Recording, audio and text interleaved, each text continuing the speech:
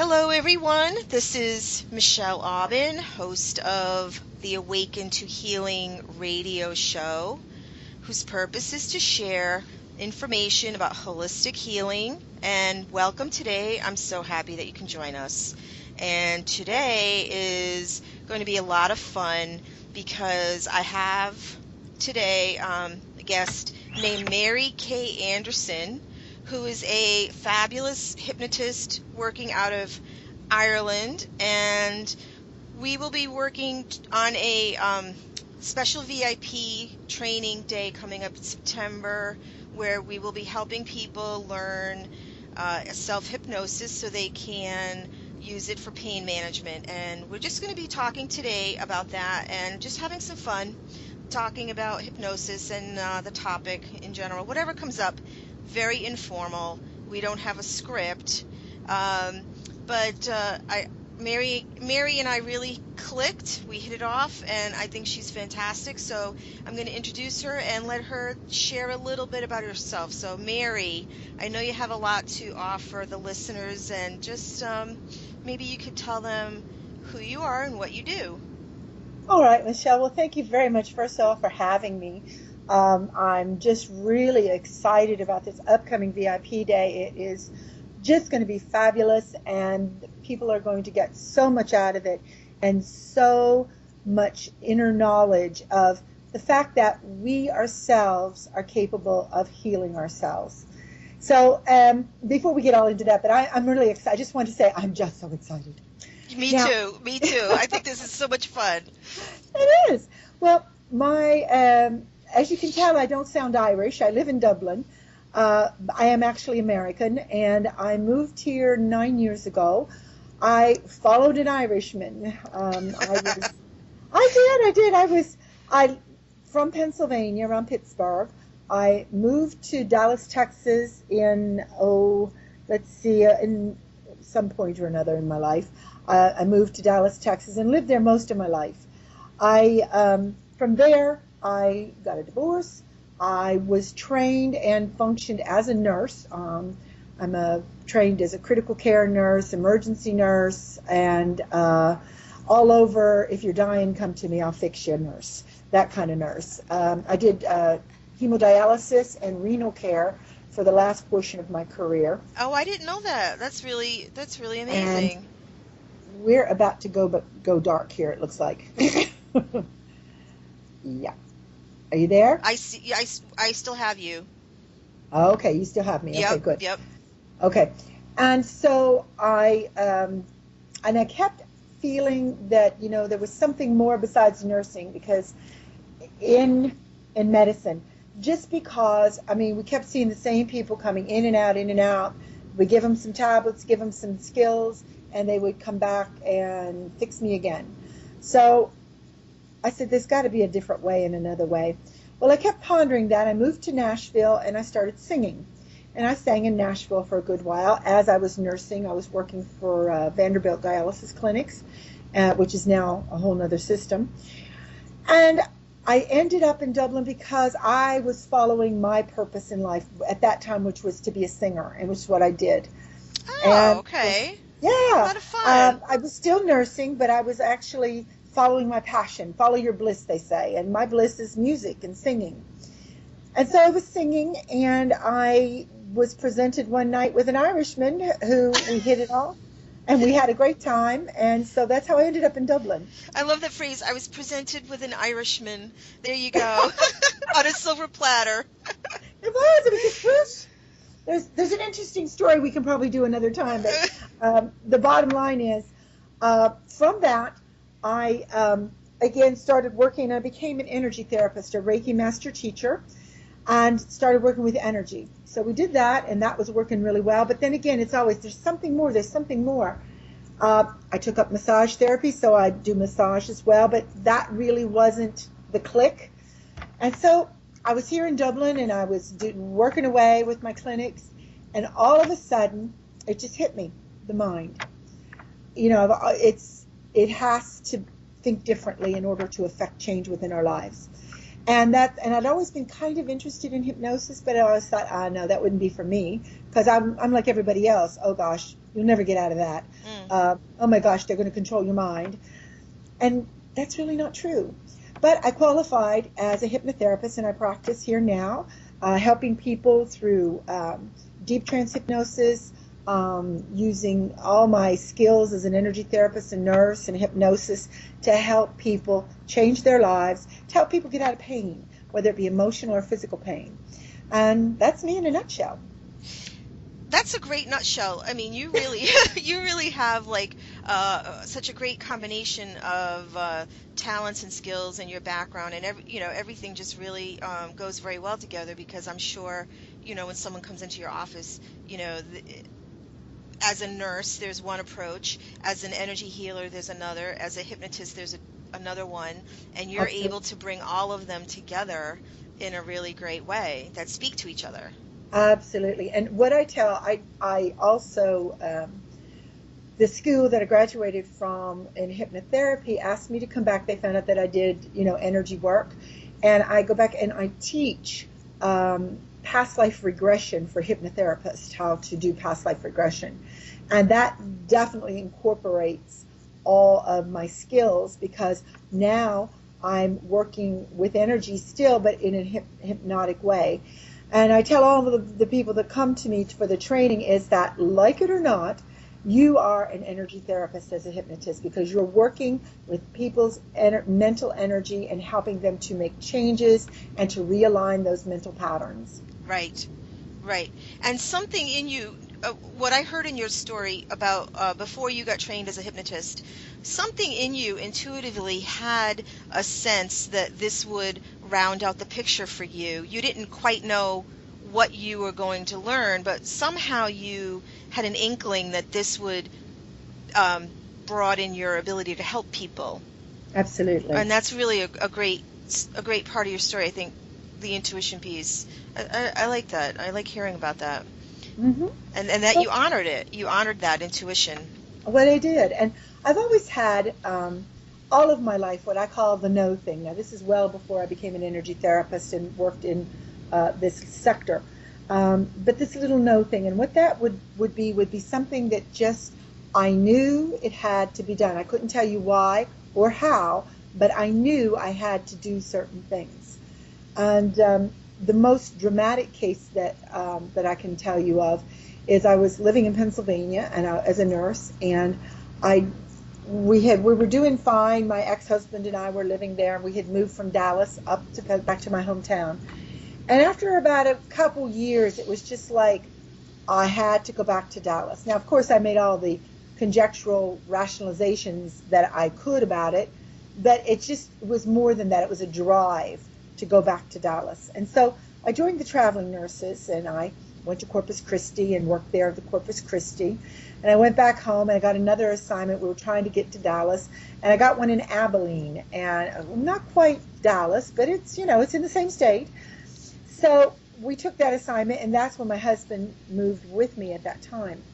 We got to Abilene, and this was around the first of the year in, probably about 1990, if I'm not, no, not 1990, 1984, sorry, 1984. Okay. I'm an old nurse, and been around a few years. But 2 days after we arrived, my husband got a call that his father had brain cancer. Oh, wow. And had we gotten that call in Pennsylvania, we would have had to move to Dallas because everything that ensued would have demanded that he move back. Right. So we were already there. So he, instead of having a big, massive trip, he just had a little bit of still a big enough trip, about 6 hours from Abilene to Dallas, but if I remember correctly. But it was a little bit shorter. He could go stay for longer periods of time. It was a little bit easier. And sure enough, in just a little while, I ended up in Dallas, and after that assignment ended. So it was quite good. But that would be the most prominent example of what I call the no thing, where you just know. You can't explain it. There's no rational explanation, but that's what has to be done. Right. And we all have it. We do. We have to listen. We all have it, and we can all foster conditions where we're more in touch with that. Absolutely. And actually, going into trance states on a regular basis, either through mindfulness meditation or self-hypnosis, can help us get more in touch with that. Absolutely. Yeah. You said something there that, excuse me, pardon me. Um, People, when you start talking about trance states, people get all freaky. They do. Right, they do. Right. What does that mean? Yes, I get so used to speaking about these things. This is what I live and breathe, and I forget that people don't always know what that is. What is a Well, trance state? well, a trance state is something that you do every day, probably 15 times a day. It's like breathing. It's like breathing. And you're going, and people, I can hear people now going, oh, she's crazy. I don't do that. I don't do that. Well, let me ask you this question. Have you ever driven, especially in America, the roads are nice and big and long. You don't get it so much here.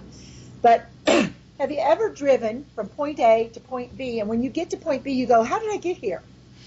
I Right. don't remember that part. Especially when it's a familiar road, you do it all the time, and sort of your automatic kind of system takes over, and you're kind of, it's something very familiar. Then it's very easy to zone out. You go, oh, I don't remember taking that exit, Exactly. and we That is, arrive safe and sound. and you arrive safe and sound all together because while your conscious mind was busy solving a problem or thinking about something else, your subconscious, that automaticity part of your subconscious, took over. It knows how to drive.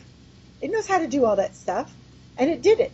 And your autonomic nervous system kicked in along with your subconscious, and you got there safely. That is all hypnosis is, and we put ourselves in hypnotic trance all the time.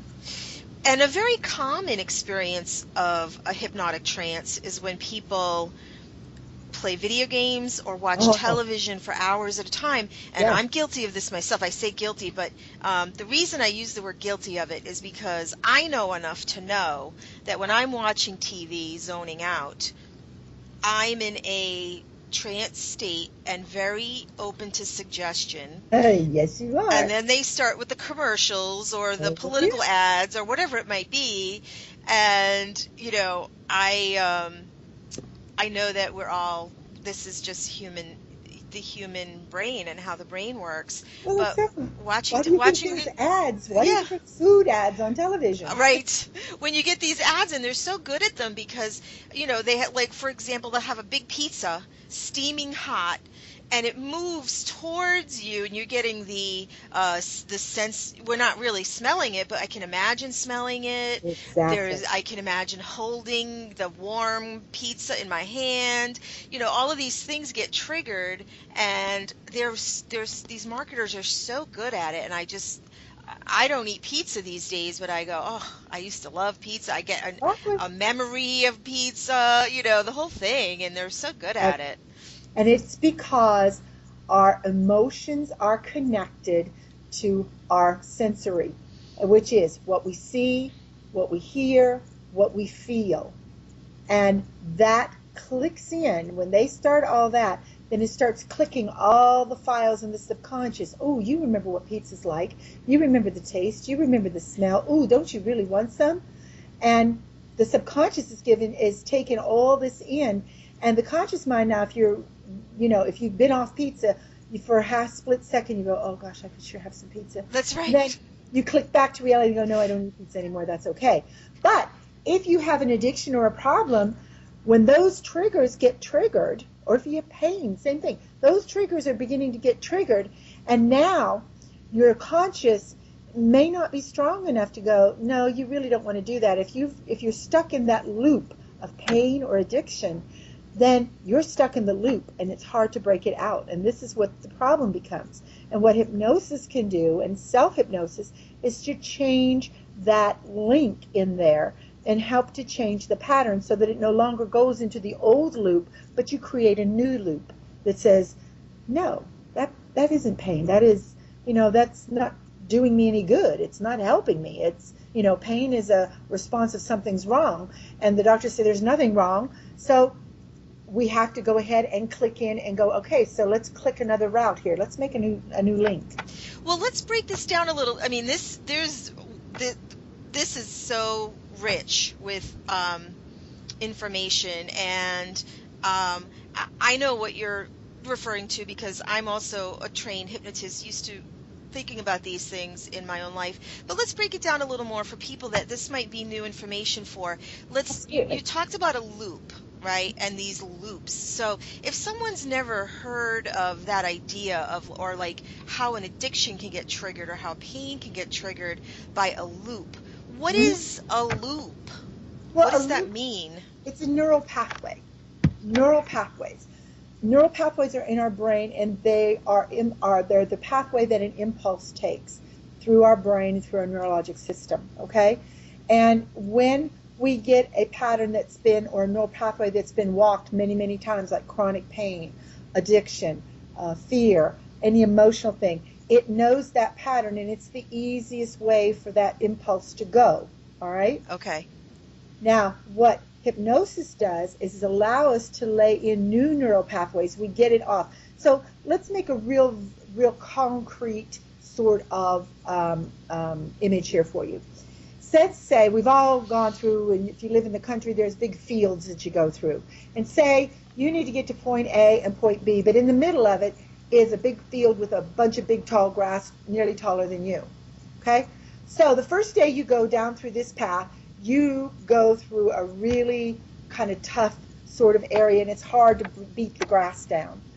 And then you come back the next day, and the grass is down, and it's not so hard. And the next day, it's even easier. And before long, if you take that very same path, it will be easier, easier, and easier. Okay? And this is how old patterns become our addictions, or our old pathways to pain. All right?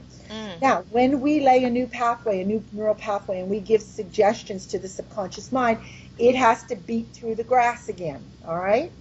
So it beats a new path through the grass, and then as we reinforce those new ideas, it now becomes the alternate pathway, but it's the better pathway, the one that honors who we are. It helps us to not live in that old painful loop, and helps us to create our life in a better way.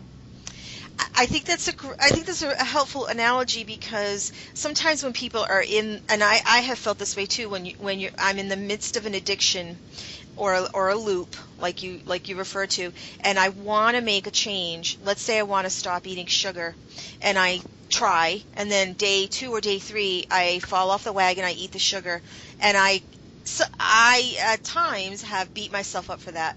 But when I can remind myself that this is from, you called it like the path in the grass. It's an old, well-worn, Well traveled. we call it habit, but there's also, there's a lot more. There is associations to fond memories in childhood when I ate sugar, or Exactly. celebrations. These are not just simple things. They're related to emotions. And then I can be gentler with myself and say, this is why this is a little more challenging to change. But Exactly. the powerful thing, when we have a strategy like self-hypnosis at our disposal, we can create a new pathway if we know how to do it. Mm-hmm. We are empowered. We're not a victim of our old habits, or even the pain pathways. And I mean, for me, that's very liberating. And that's Mm-hmm. why I want to share this with as many people as possible as a strategy, because I feel like everyone should know we have this choice to choose a new path through the grass, We do. right? And it may not happen the first day or the second day, but as we practice, we can create a new life. That is correct. It is all, and see, here's the thing, people, and this is what I hear all the time. Well, I didn't have a choice. I don't have a choice. Well, here's the deal. And this is how I see it. Now, I'm not trying to get anybody worked up about this, but this is the reality of what people are saying. The reality is that you either do it, and that is a choice, because we associate choice with doing something, okay? Right? Or you do nothing, and that is still a choice. You chose to do nothing. Right, Okay? right. So no matter what you've done, you have made a choice. So why not choose to move in a positive direction or a different direction? So this is what this is, and if people can wrap their heads around that one little concept, it makes an immense help to change these patterns. Whatever I do, whether it's something different or nothing, I am making a choice. Now, once you make a decision and once you make a choice, then everything we do after that needs to support that. And that can be a really helpful way to, when we talk mindfulness, when we make a choice about something, we can say, right, okay, like say I'm losing weight, all right, and this beautiful, beautiful little cupcake shows up, okay? And I look, oh, that is a beautiful cupcake. And before I know it, I have this beautiful cupcake in my hand. And if I can just take that split second and go, whoa, I decided that I'm going to be healthier, and I decided that I'm going to finish losing this weight. Is this cupcake going to help me do that? Well, if the answer is no, then I have to put it down.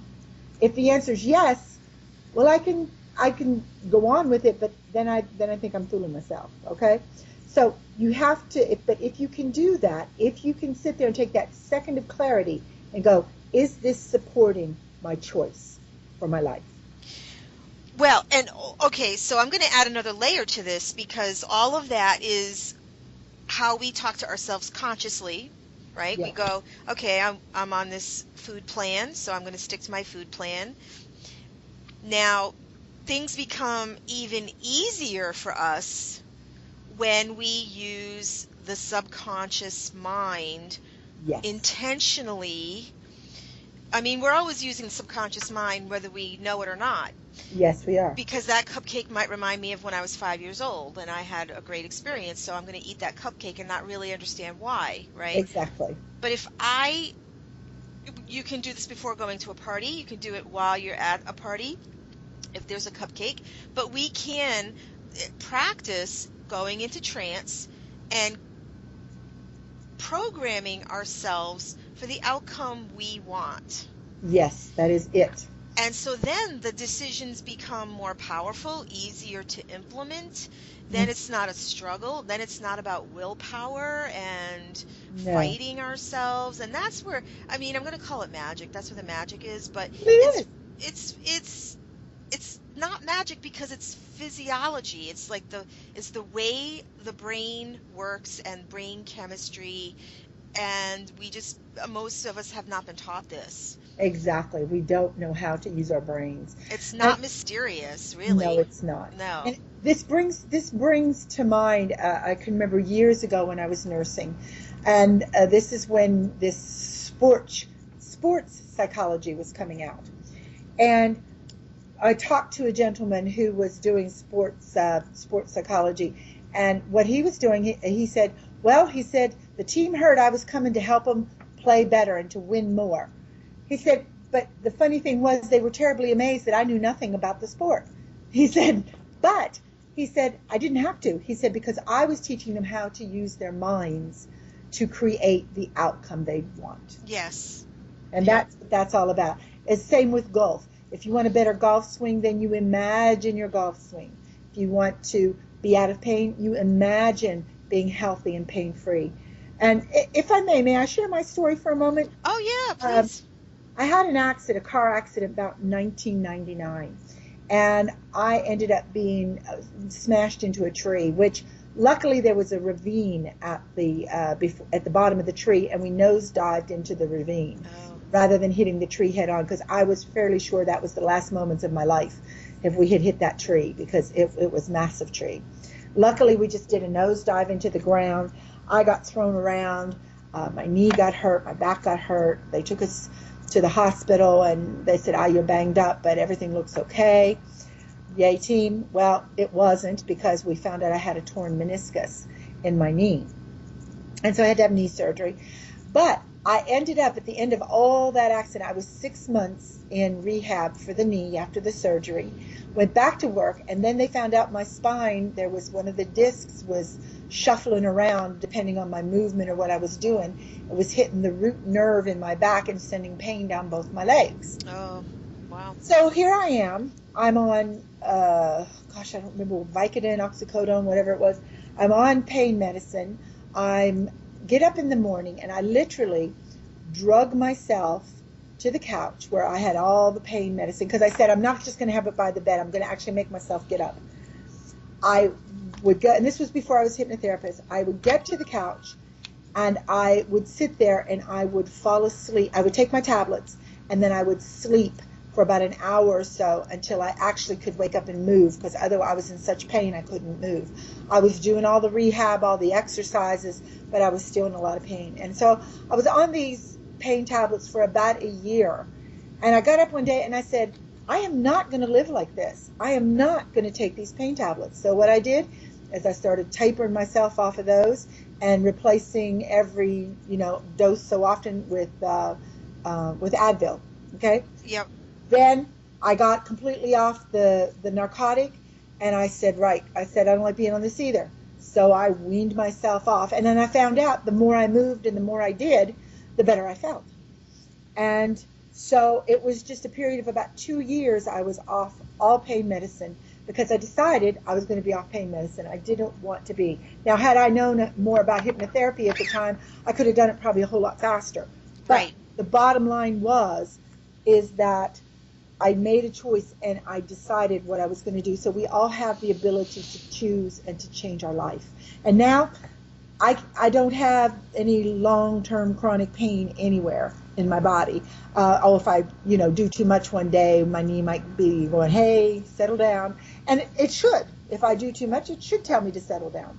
Well, that's where pain is a helpful messenger. Yes.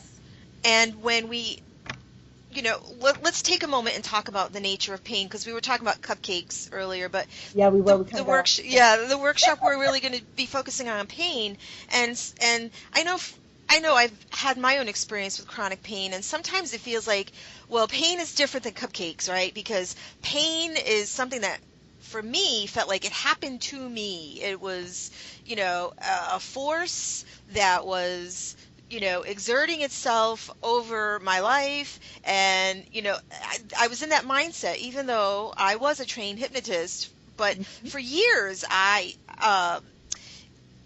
had this victim experience with my pain. Exactly. You gave it control. I did, because it felt like it came from. I was so confused, like, where is this coming from, and why is this happening to me? But things began to shift when I started to. I'm going to back up a minute too and say, before I go to that thing I was just about to say, when they talk about fibromyalgia, pain, I found it to be very confusing, because what they tell us is you are wired differently than other people, and pain is processed differently through your nervous system, and that's why you're in pain. And I kind of accepted that, but it didn't feel right, because so for a few years I went with that, and that's when I felt like a victim. I felt like, well, why is my body wired this way? And I was never in an accident. I could never attribute it to a cause and effect. Okay, but Right. Things began to change when I decided I am going to listen to my pain as a messenger, the way anyone would. If you burn your hand, you take it off the stove, because the pain is telling you to reduce injury by removing your hand, right? And with your knee, if you overexert, your body is telling you, okay, rest, because you're stressing us out too much. We need to recuperate.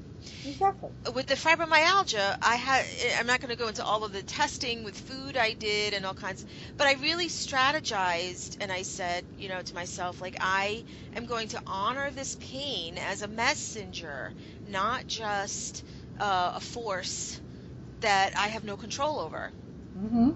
And it changed the way I relate to my body, and my program kind of has a lot of self-love components and a lot of other things to it. But Exactly. yeah, and so the returning to that self-hypnosis piece and this honoring of pain as a messenger, what needs to change in my life? What is this pain telling me? What message? And sometimes pain is just saying, you need to love me more, right? Or, you need to change your thought patterns. That's what I learned, is that sometimes there's even a thought pattern that shows up in the body as discomfort. Exactly. So, Exactly. like you, because I listened to it, I'm like 98% pain free, and I don't use any pain medications. And, I think that's a miracle, Well, you know? it is. It's a fantastic way to be. Now, when we're talking about the messages from the body, sometimes these messages, and you touched on it. Sometimes these messages are about protection, and sometimes these messages are about fear, and sometimes these messages, as you said, are about not being loved or looking after your body as well as you should. All right. Right, right. We had a gentleman in one of the classes. Now we teach a deep trance hypnosis called hypnotic sleep, which is a whole other animal. But the bottom line is, in there, they discovered that this kid, he was in his 20s, had severe arthritis and chronic pain. Well, apparently when he was about 13, he fell off, he was a farmer, and fell off the combine and really hurt himself badly. And so the negotiation with the subconscious was that the question was asked, are you protecting him from doing something else nearly as stupid? Is that what, are you seeing this as something that he did that he needs protection from? And the subconscious agreed that yes, that is what's wrong. I'm protecting him by giving him pain so he won't do this again. And so once we Okay. renegotiated that concept and gave the subconscious the insurance that the experiences in itself was plenty enough to keep him from doing something quite that bad, we brought him out of trance, and he had absolutely no pain, and has had no pain since. This is such a powerful story. So I want to back up again and go over this for people that may not be familiar with what what this is. You're saying you help this gentleman go into a deep trance state Yes, where you or he discovered that the cause of his pain on a subconscious level was serving a purpose to protect him yes, from injury, yes, and that there was a decision made that he was not consciously aware of. Is that exactly. okay? Now this might be a new concept for some people. That's why I'm going over it again, Oh, it's because it's kind of mind-blowing to think that our bodies can find all these creative ways to help us stay safe, and our conscious mind is freaking out going, well, why am I having this pain? But mm-hmm, on a deeper level, we can release it if we understand the purpose it served, and exactly. and make a new agreement, basically. You make a new agreement, and the bottom line is the subconscious job in all of this, from the moment I've worked with some people where we've regressed in utero, and there was an awareness of things in utero. But from the moment of consciousness within your life, whether it be in utero or post utero, but from that moment of consciousness, your subconscious is designed to collect information and to keep you safe so you can safely live and survive within your family group, your environment, your profession, whatever you're doing. Your subconscious is gathering information so it knows how to keep you safe. That is its primary job. So if we work with the subconscious, we have to always accept and understand and let the subconscious know that we understand this was a way that you believed you were helping us, but it's kind of not working anymore, and we really need to come up with a different plan. Right, right. And that we are able to renegotiate these things with ourselves Yes, once we understand them. yes, Yeah. I mean, I'm working with a client who has anxiety, and I'm not doing this through a hypnosis session with her, but just she came to me with some anxious thoughts, and she was listening to them. She was paying attention to them, and I was just coaching her to say, you need to give that part of your brain a different task and say, thank you for sharing. I don't need to be afraid anymore. I need you to go out and find a way, brain, like, logical brain. I need you to go and find a way for me to have more fun in life. That's just, I'm summarizing it in a brief way, but Yes, this absolutely. idea Yeah. that, like, an anxious thought doesn't, it's serving a purpose. We can often go, why am I so worried? Why am I so anxious? Hmm. And when you use hypnosis, it can be even more profound, because then you can um, discover sometimes an actual event, or when the decision was Oh, made for these exactly. things. Yeah, yeah. Exactly. We can get to a root cause and we can desensitize the root cause.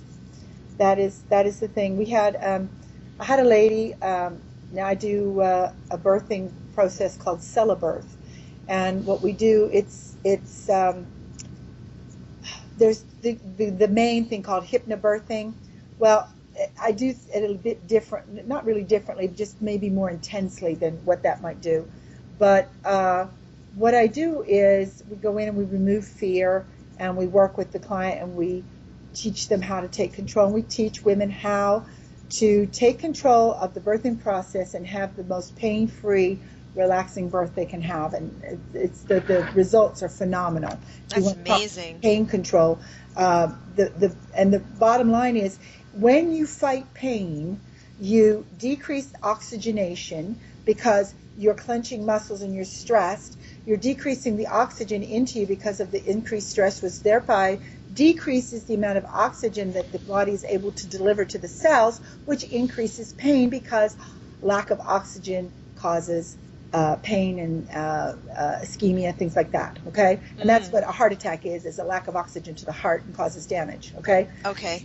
so the bottom line is that when we can relax and oxygenate the body, we can thereby increase the amount of oxygen being delivered, which thereby helps to decrease the amount of pain we're experiencing.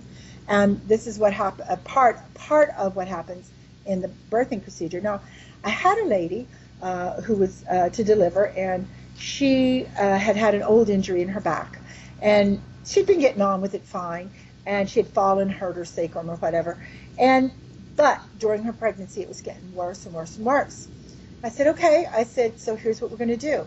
We're going to find out what's going on, and if it's serving a purpose, fine. And if it's not, then we're going to renegotiate the contract, so to speak. And so, sure enough, we got her hypnotized, and negotiated with the subconscious that it really was just an old memory that served the subconscious to it made her it served an emotional purpose for her. Okay. Okay. And so what we did is we told the subconscious, we said, well, here's the deal now, because with pregnancy you have to be very careful. We don't want to get the subconscious or the pain receptors not functioning for what needs to be functioning. Okay. So we told the subconscious that if it served a purpose, then allow the pain impulses through, because then there's a really purpose. But if this thing was really serving no purpose and was just some old thing that kept rattling around, could we just let it alone? And the subconscious agreed with that. And, we brought her out, and she was happy as a clam, didn't have a clue, didn't remember anything that we'd said, which was fine, because for the deep trance, that's what we do. But she blew up my telephone the next day. I go, what is going on? She said, what did you do to me? I said, I did what you asked. We renegotiated the pain contract. And she said, I slept the whole night. I didn't move. I had no pain. And she said, I feel fantastic. She said, I can't believe this. I said, well, we all decided if it's serving no purpose, it doesn't need to be there. And that's the power of your own mind. That's an amazing story. That's really powerful. It is. And now, 3 or 4 days later, I asked her how her back was. She said, I'm a little bit sore today, but you know what? I actually worked too much yesterday, and so I know that that's why that's bothering me. I said, is this the same kind of pain? She said, no, it is a different pain. She said, that's why I know it's from working too much. I said, Right. okay, so there you go. So our mind is so powerful. You, as a person, everybody listening, please hear, you have an innate power that you haven't even touched yet, an innate ability to control your life, to take charge of your life, and to take charge of our bodies in a way that we've never known possible before. It is possible, and you have that ability. Believe This is something I'm glad you're addressing the listeners, because I think sometimes what happens is something might come across, we all get marketed to solutions and things, but sometimes things seem like maybe they're too good to be true. Maybe it might work for that woman in your office, but it's not going to work for me. And you just shared a story about your knee. I shared a story about my fibromyalgia pain. You shared another story about this woman with a pregnancy. These are three people using self-hypnosis to release pain. Well, with yours, it was before you were trained. You used I just decision decided. making, It was decision a making. decision-making process, and believing that everything I was doing was helping me to live a better life and to remove pain out of my life and to Yes. take charge and to rebuild my muscles, because my belief was my muscles had been damaged and they needed to recuperate, and I needed to give them what they needed to recuperate. And so to create a pain-free life, you were able to do that for Yes, yourself. And so anyone listening to this that's got, any kind of chronic pain issue, um, this is what gets me out of bed in the morning, is to share the idea that there is more available to you than you have experienced so far, exactly. right? And may I share one little tip with the listeners? Yes, of course. Go right ahead. I, I want to say, I'm going to share something really simple and easy. Now, I used to get horrific cramps in my legs, and I still do sometimes. And they would just hurt me, and I would cry with them, and I couldn't get rid of them, and la la la. You get all frantic and frenzied, and oh my God, it's never going to go away. And you get it relaxed, and then it comes back again, and you're like, ah. Okay, so here is a great tip, and when you get something, even any kind of pain that you're getting. Now, we're talking about pain. We're not talking about an acute situation. However, if you have a fall or anything like that, and you haven't broken something or you're not gushing blood everywhere, Right. you can try this, okay? But, even in chronic pain, what we want you to do, it's a real simple process, is you're just going to, and it sounds really weird to do this when you're having pain, but what we want you to do is just imagine you take a big deep breath, breathe in through your nose. As you breathe in, just imagine breathing in really strong, powerful energy, and then let a deep breath, but imagine that deep breath going down through the body and down to that part of the body that's in pain. And imagine bathing it with that energy and relaxing and bathing it with that light and that oxygen that you're providing through that deep breath down through there. And just as you blow out, imagine that it is taking that pain away, all right? And you do this several times, and before long, what you've done is you've increased oxygenation, you've relaxed the muscles, and in just a few moments, the pain should be a lot better, if not gone. That's so simple and so beautiful. Anybody can remember that in the moment. I mean, I Absolutely. think that's important, is that people have tools. There's certain tools you have to practice so that in the moment Exactly. they're available to you, but this is one that people can remember in the moment and breathe Exactly. through it. That's Well, really great. and another thing, like real simple things like, okay, you bang your finger or you stub your toe. And I used to go, you go, oh, that hurts, that hurts. Now, what are you doing? Oh, that hurts, that hurts. You're feeding and reinforcing that pain impulse in that part, okay?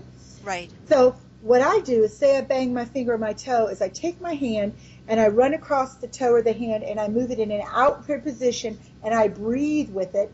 I take a deep breath in and then I blow out.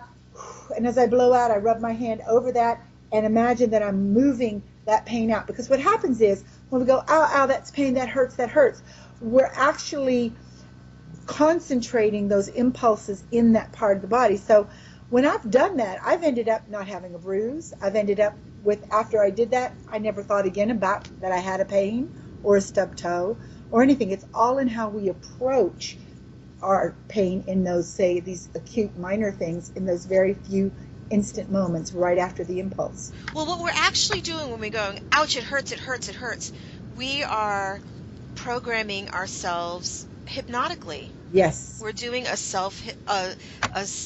hypnotic suggestion. It hurts, ow, ow, ow. But if you have the intention that you just explained of sending it oxygen, sending it energy, letting it flow, nothing can get stuck. And then we're focusing on flow. We're focusing on breath. We're focusing on energy. Mm-hmm. And those are neutral. Those are even positive. You could focus on love. You could add an element of, I'm sending love, I'm sending flow, I'm sending breath. It's funny you say that. There's a gentleman, Peter Howe. He's in Boston, if I'm not mistaken. And a lovely fella came over to Ireland, if that's when I met him. I never met him when I was in the States.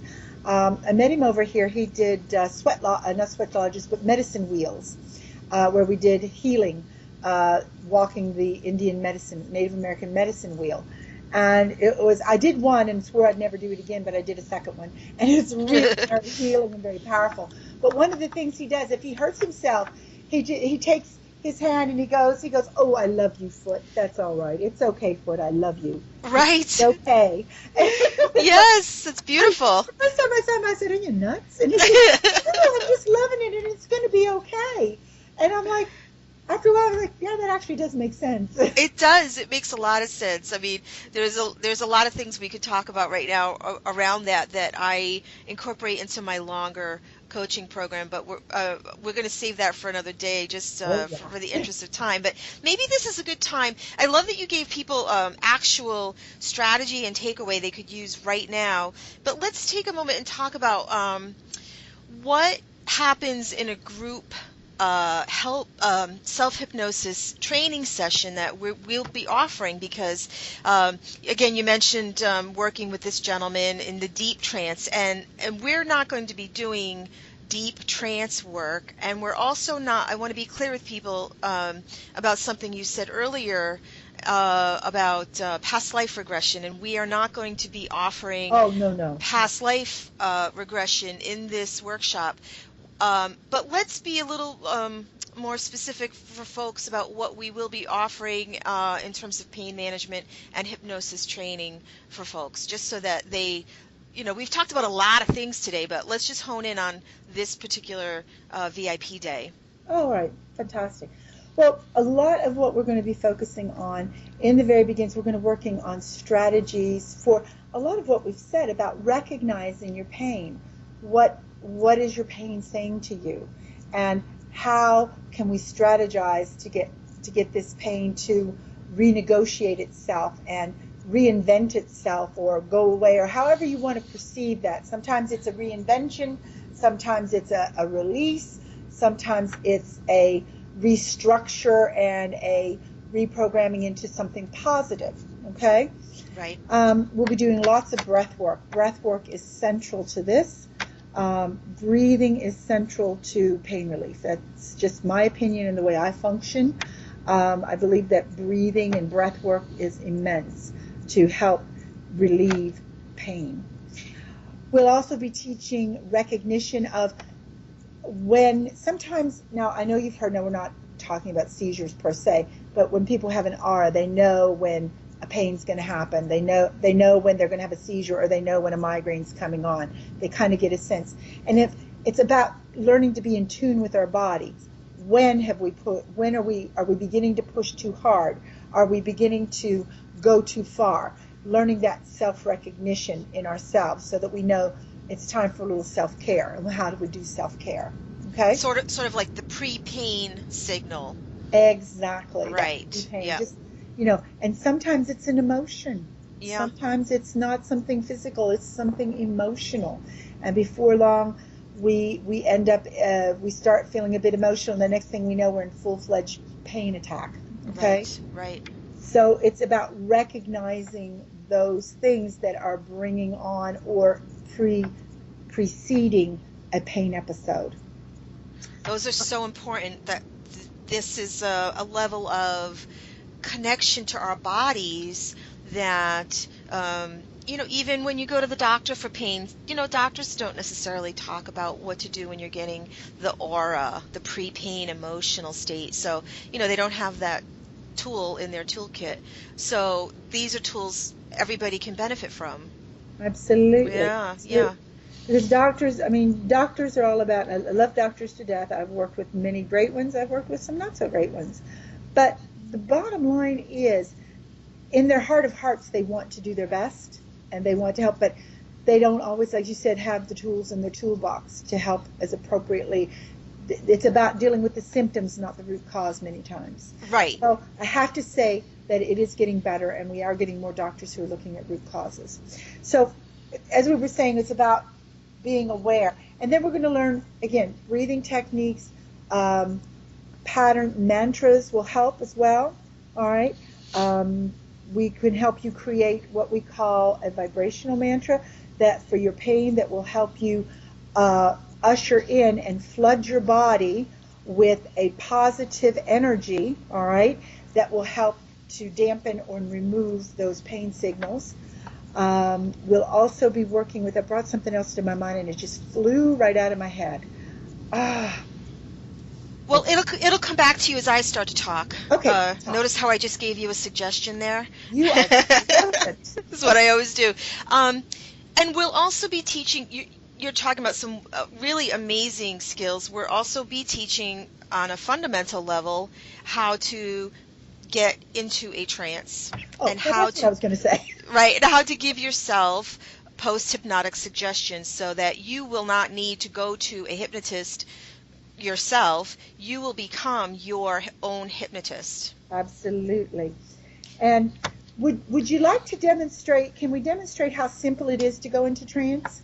Oh, yes. Let's take a few moments. Anyone, let's give a little caution to anyone that's listening to this who's driving or using any kind of machinery, or if you need to focus on something, you might want to listen to this a little later, come back and do a replay of this part of it, because it can be very relaxing.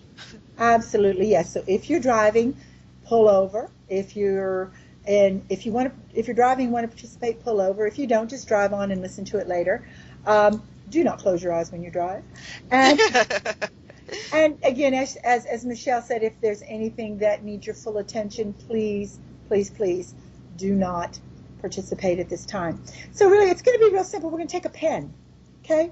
Just get a pen and take the pen and hold it between the thumb and the forefinger of your right hand, okay? And I want you to just imagine, and just what you're going to do is you're going to fix your stare on a point on that pen, say just above the thumb, and you're just going to look at that, okay? And you're going to focus on having a deep breath and just breathe in and out.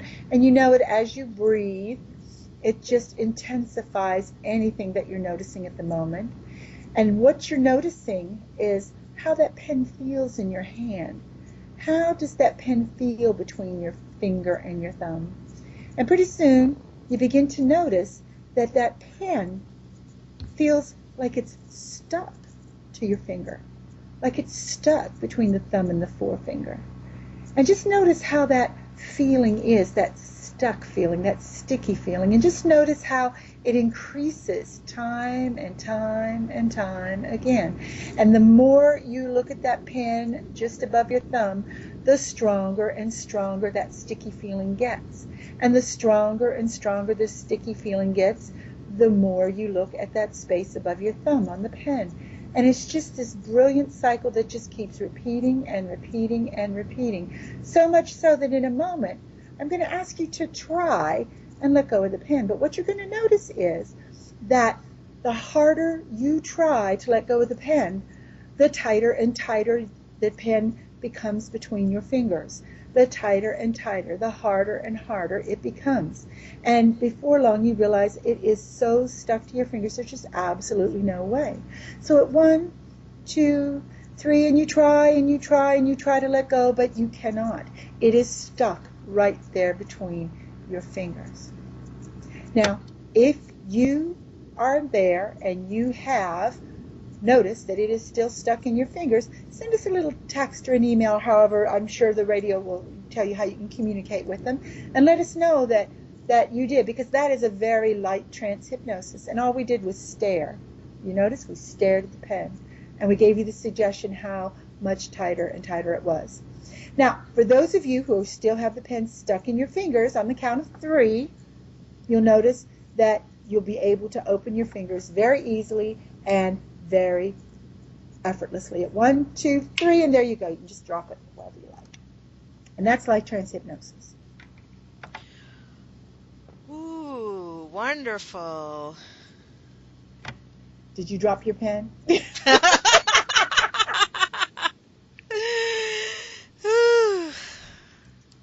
And one more thing.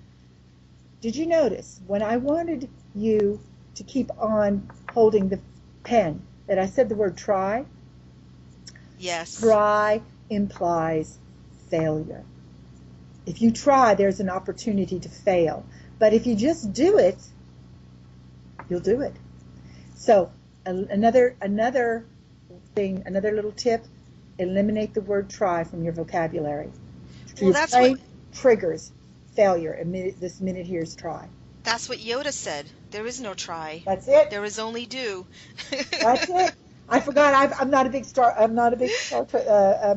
Wars guy. Sorry. No, I'm a Yoda fan. I'm a Yoda fan. Fan? Yeah, there is no try. You do it or you don't. That was such a great gift, Mary, to everyone listening, because again, you can go back and listen to this anytime and put yourself in a light trance and just enjoy the feeling. That's a great place to start, is just enjoy the feeling and get familiar what it feels like to be in a trance. And then if you would like, you can get clear on what a goal might be for yourself, whether it's reducing discomfort or whether it's achieving a goal or releasing an addiction, and then put yourself in a trance. And this is Mary's exercise here. Just what I love about it, it demonstrates how accessible this is to everyone. It's not a complicated process. It's not. And one of the really fun things that it's fun and it's fantastic. We know that we have endorphins in our body, and endorphins are our natural morphine in our body. They are what makes us have pain relief. Endorphins, they're the feel good guys. When we're running and we're exercising, we feel crappy. All of a sudden, bam, we feel good. And that's because the body has released endorphins. And in this, we're going to teach you how to naturally release your endorphins on command. That's powerful. Yes, it is. If we could do that, we would not need to go to our medicine chest. There you go. Right? There's the body's natural pharmacopoeia. Is that the word? That's a good word. You made that. I don't know if you made it up or if it's real. It sounds good. So you. All right. I'll say it differently. It's the body's natural medicine chest. Yay! Okay. Use plain English, Michelle, not some Latin, word. But anyway, yeah, we have this in us, and this is the thing that I just love sharing with people. And I'm trying to think if there's anything else we need to share about the weekend. It's not a weekend; it's the day, the VIP day. But we'll have a lot more information to share with folks. We just wanted to give you a flavor of what is possible for you, and you can have the power to do these things. This is not rocket science. It's not esoteric. It's not mystical. It's available. It's chemistry. It's brain science. Exactly. Oh, I know we don't have the time, but I would love to go into the brain patterns and wave patterns and all the different states that our brain goes through and what it happens to us when we're in these states. It would, Well, I love that too. That's where I want to go too. And maybe we could do that. We were talking about doing a question and answer that would be session, lovely, yes. and we can do that. And for folks that are listening, if you want to sign up for getting information about this, there's no commitment. You can just sign up and get emails about future conversations we're going to be sharing with people, question and answer session. I'm going to have a link in the show notes. Sign up on that link, and we'll just keep you in the loop. And you can learn all these things. We just love sharing all of this with all of you, and share the link with people that that might be struggling. And so I we'll leave it at that. We'll talk about brainwaves. We could spend a whole hour about that. That's a whole other fun topic. We can go on and on and on. There is so much that is possible if we just allow ourselves to believe the possibility of it being possible. Now that sounds like a double whatever, but that's all it is. My new term is just allow. Allow. We don't have to work. We don't have to struggle. We don't have to cope. We just allow. Because we have so many defense mechanisms that this is no, we can't, no, that's not possible. Allow. Let that be your watchword. Allow. Allow. And just also, sometimes people that are listening to this type of radio show, and I'm one of them, I learn things that lots of folks in my life are not aware of that are beneficial. And just because other folks aren't talking about this doesn't mean it's not helpful. Sometimes we get in, we're surrounded by folks who, I know a lot of people that are stuck in the pain medication routine, and I want to help them, and they're not interested, but just you're hearing this for a reason. You chose to listen to this because something inside of you wants to expand your idea of what is possible for you and wants to find new tools. And that's a wonderful thing. Yes, it is. It's an absolute wonderful thing. More tools. Yeah. More tools. And one more tool that we'll be adding on the day is we're going to teach you how to body scan. And that is intriguing as well. That's fantastic. How to scan your body and find your areas. It's about body awareness and scanning your body and releasing anything that you find in those areas that is not needing to be there, anything, whether it be pain or emotion or whatever. So we'll be doing a lot of that as well. We are so powerful when we're empowered. Yes, we are. That's my Yoda statement.